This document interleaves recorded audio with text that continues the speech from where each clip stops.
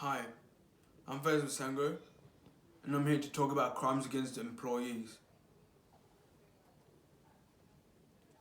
Exploitation is the act of taking unfair advantage over another person. This involves forcing or grooming someone to commit an act against their will for the perpetrator's personal gain. The different types of exploitation include sexual exploitation, forced labor, forced criminality, and organ harvesting.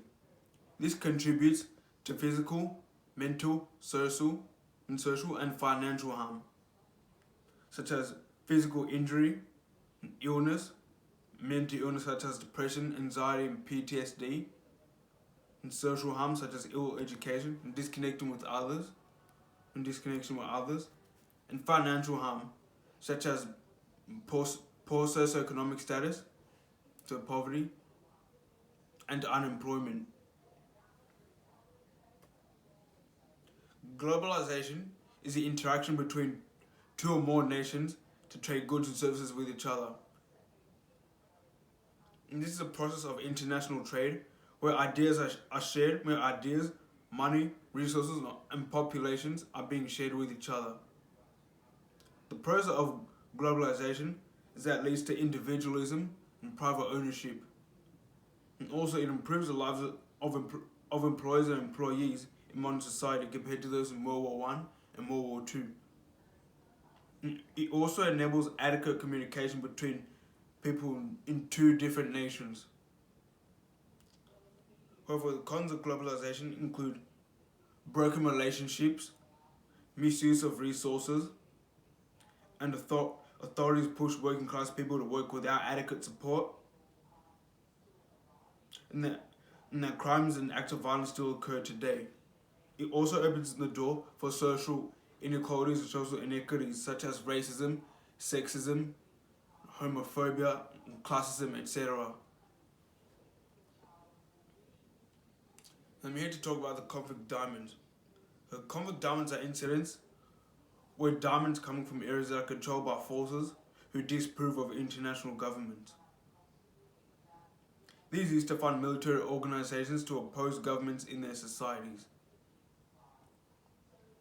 In these societies, children are being used as slaves to extract diamonds under harsh conditions without any pay,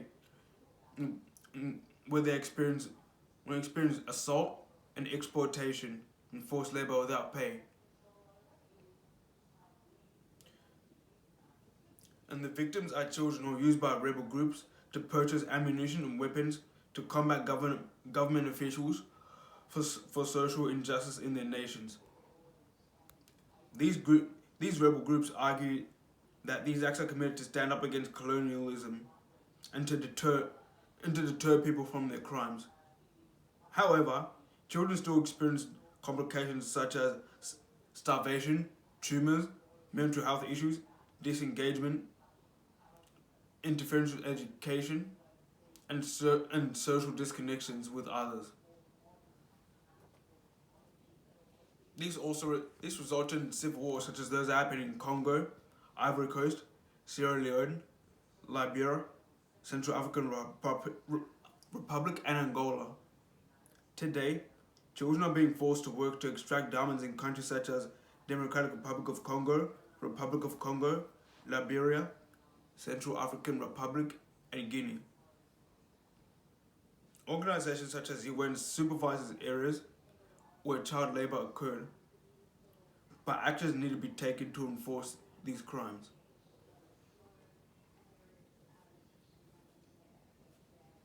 And child slavery and forced labor also happens. Look, child slavery is also committed under multiple companies.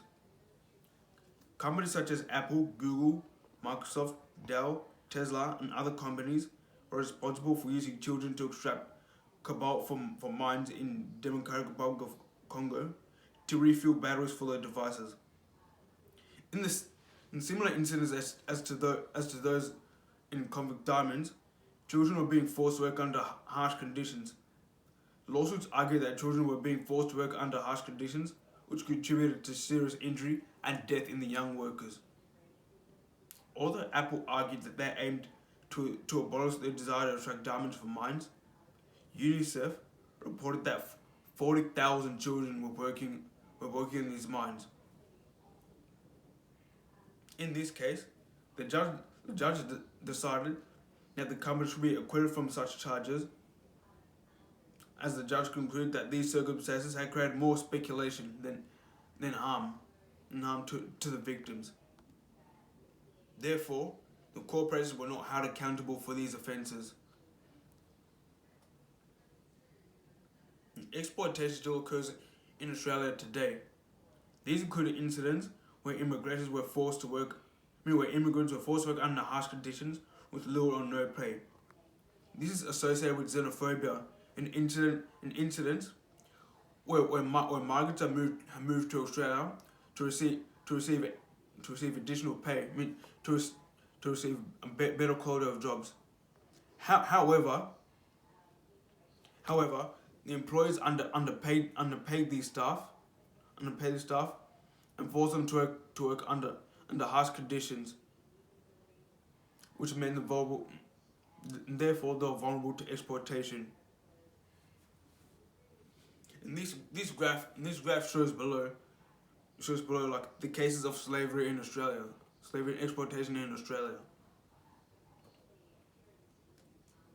The domestic responses include the corporate veil, protection of corporate veil, pyramid of enforcement, and human-centered design, which involves resolving the conflict between two parties and focusing on dealing with the risk factors such as poverty and social standards. The limitations of this include that the human-centered design doesn't deal with social and economic factors. And also, action was not taken in court to deal with these offences. Additionally, not all shareholders were protected. And the solution for this is that further research needs to be done on the risk factors, and that they should focus on the perspectives of both parties, so the offender and the victim.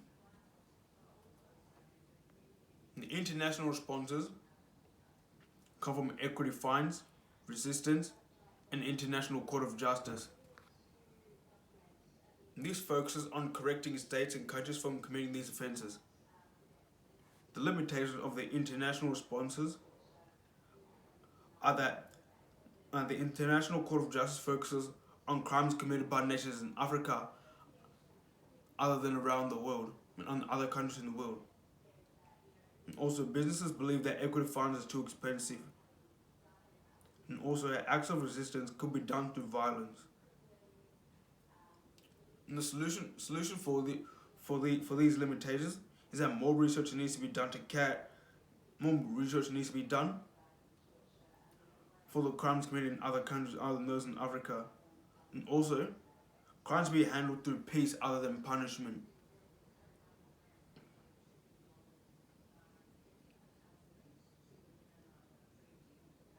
And these responses are related to facts, mission, vision, values.